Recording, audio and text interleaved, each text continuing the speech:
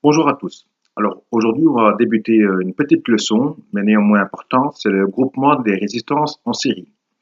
Donc, parlons directement sur le concret. Voici un petit dessin, un petit schéma électrique où j'ai dessiné plusieurs résistances ici en série. Donc ici, j'ai R1, R2, R3. Ils sont bien en série parce qu'ils sont raccordés sur le même conducteur électrique. Donc, le même courant passe à travers R1, R2, R3. Au niveau des tensions électriques, c'est pas la même chose. Ici, pour trouver la tension totale des trois résistances, il faut additionner les tensions partielles de R3, de R2 et de R1. Donc, ces tensions partielles, on peut les appeler aussi chute de tension partielle. Et V1, V2, V3 doivent valoir la somme totale de la tension qui relierait les trois résistances.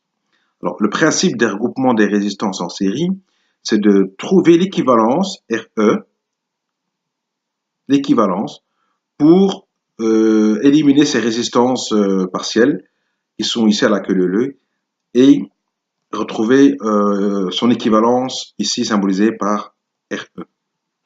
Alors, c'est très important de maîtriser déjà la leçon déjà maintenant parce que bien sûr, on va aller en compliquant les choses. Dans les leçons suivantes, on va apprendre à regrouper les résistances qui sont en dérivation. Donc, lorsqu'on a des résistances en parallèle, eh bien, il faudra trouver l'équivalence de la résistance lorsqu'elles sont en parallèle. Ensuite, lorsqu'on aura terminé les groupements série et les groupements parallèles, il y aura le couplage mixte, c'est-à-dire qu'on aura les deux.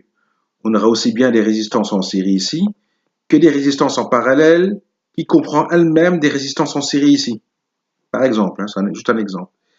Et tout ceci peut être remplacé par une résistance équivalente.